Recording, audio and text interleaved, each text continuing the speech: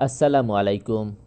পৃথিবীর ইতিহাসের অন্যতম ঐতিহাসিক ও প্রত্নতাত্ত্বিক নিদর্শনে সমৃদ্ধ শহর মদিনাতুল মুনাওয়ারা। রাসূল সাল্লাল্লাহু আলাইহি সাল্লামের স্মৃতি বিজড়িত এই শহরে প্রতি বছর লক্ষ লক্ষ ধর্মপ্রাণ ও ভ্রমণপিপাসু মানুষ ছোট্ট ছোট্ট কয়েকটি মসজিদ পরিদর্শন করেন। এই মসজিদগুলোকে একত্রে বলা হয় দ্য সেভেন মস্ক বা সাত মসজিদ। প্রভাবশালী গণমাধ্যম আরব নিউজের এই নিবন্ধ অবলম্বনে খন্দক যুদ্ধের স্মৃতি ধারণকারী ঐতিহাসিক সেই সাত মসজিদের পরিচিতি আজকে আপনাদের সামনে তুলে ধরা হবে। তার আগে আমার চ্যানেলটি সাবস্ক্রাইব করে পাশের বেল আইকনটি বাজিয়ে দিন। মদিনার উত্তরে সালাহ পাহাড়ের পাদদেশে এই সাত মসজিদের অবস্থান। খন্দকের যুদ্ধের সময় এই স্থানেই খন্দক খনন করে মদিনার মুসলমানরা মক্কার কুরাইশ বাহিনীকে প্রতিহত করেছিল। সম্মিলিত মুশরিক বাহিনীকে প্রতিহত করার সেই গৌরবময় স্মৃতিকে ধারণ করেই এই স্থাপনা নির্মিত।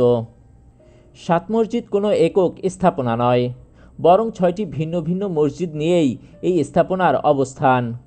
মোট ছয়টি মসজিদের অবস্থান সত্ত্বেও সমগ্র স্থাপনাটি সাত মসজিদ নামেই পরিচিত। এর কারণ ছোট ছোট এই মসজিদগুলো থেকে অল্প কিছু দূরে অবস্থিত মসজিদে কিবলাতাইন বা দুই কেবলার মসজিদ, ফলে এদেরকে একত্রে সাত মসজিদ হিসাবে ডাকা হয়। ইসলামের পঞ্চম খলিফা হজরত উমর ইবনে আব্দুল আজিজ মদিনার গভর্নর থাকাকালে 705 সাল থেকে 711 সালের মধ্যে এই মসজিদগুলো নির্মাণ করা হয়। পরবর্তীতে বিভিন্ন সময় এই মসজিদগুলোর সংস্কার করা হয়। উসমানী শাসনামলে সুলতান প্রথম আব্দুল মজিদ 1851 সালের দিকে এই মসজিদগুলো পুনর্নির্মাণ করেন। মসজিদগুলোর মধ্যে রয়েছে এক, মসজিদ আল ফাত। সালাহ পাহাড়ের পশ্চিম পার্শ্বে অবস্থিত এই মসজিদটি অপর মসজিদগুলোর তুলনায় বড়। মসজিদটির নাম আল ফাত হওয়ার কারণ হিসাবে বলা হয়, এই স্থানে দাঁড়িয়েই হজরত মুহাম্মদ সাল্লাল্লাহু আলাইহি সাল্লাম নামাজ আদায় ও যুদ্ধ জয়ের জন্য আল্লাহর কাছে সাহায্য প্রার্থনা করেছিলেন, যার ফলে মুসলমানরা খন্দকের যুদ্ধে ফাত বা বিজয় অর্জন করেছিল। 2, মসজিদে সালমান আল ফারেসি। মসজিদ আল ফাথের দক্ষিণে পাহাড় থেকে 20 মিটার দূরত্বে এই মসজিদটির অবস্থান। রাসূল সাল্লাল্লাহু আলাইহি সাল্লামের ইরানি সাহাবী হজরত সালমান আল ফারসি রাদিয়াল্লাহু তাআলা আনহু এর নামানুসারে এই মসজিদটির নামকরণ করা হয়। মূলত তার পরামর্শে সম্মিলিত আরব মুশরিক বাহিনীর আক্রমণ থেকে মদিনাকে রক্ষা করার জন্য রাসূল সাল্লাল্লাহু আলাইহি সাল্লাম খন্দক খননের সিদ্ধান্ত গ্রহণ করেন। 3, মসজিদে আবু বকর সিদ্দিক। মসজিদে সালমান আল ফারিসির দক্ষিণ পশ্চিমে 15 মিটার দূরে এই মসজিদটি অবস্থিত। হজরত আবু বকর রাদিয়াল্লাহু তাআলা আনহু খলিফার দায়িত্ব পালনকালীন সময়ে তিনি এখানে ঈদের নামাজ আদায় করতেন বলে তার নামানুসারে এই মসজিদটির নামকরণ করা হয়েছে। 4, মসজিদে উমর ইবনুল খাত্তাব।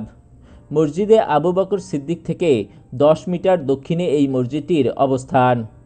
এর নামকরণের ইতিহাস সম্পর্কে সুস্পষ্ট কিছু জানা যায় না, তবে ধারণা করা হয় হজরত উমর রাদিয়াল্লাহু তাআলা আনহু তার খিলাফতকালীন সময়ে এই স্থানে নামাজ আদায় করতেন বলেই তার নামানুসারে এই মসজিদটির নামকরণ করা হয়েছে।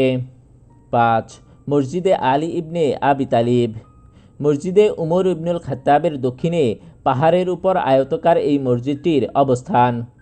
খন্দকের যুদ্ধের সময় হজরত আলী রাদিয়াল্লাহু তাআলা আনহু এখানে অবস্থান করেছিলেন বলে তার নামানুসারে এই মসজিদটির নামকরণ করা হয়েছে। 6, মসজিদে ফাতেমা। 7 মসজিদ স্থাপনার মসজিদগুলোর মধ্যে ক্ষুদ্রতম মসজিদ এটি। মসজিদে আলী ইবনে আবি তালিবের পশ্চিমে পাহাড়ের পাদদেশে অবস্থিত এই মসজিদটি মসজিদে সাদ ইবনে মুয়াজ নামেও পরিচিত। উসমানী শাসনামলে সুলতান প্রথম আব্দুল মজিদ এই মসজিদটি নির্মাণ করেন। হজরত মুহাম্মদ সাল্লাল্লাহু আলাইহি সাল্লামের স্মৃতি বিজড়িত এই 7 মসজিদ পরিদর্শন করার সৌভাগ্য লাভ করেছেন কে কে? যারা পরিদর্শন করতে পারেননি তাদের মনের মাঝে কি এগুলো পরিদর্শনের স্বপ্ন রয়েছে? আপনার উত্তর আমাদের কমেন্ট করে জানান। আজকে পর্যন্তই। আল্লাহ হাফেজ।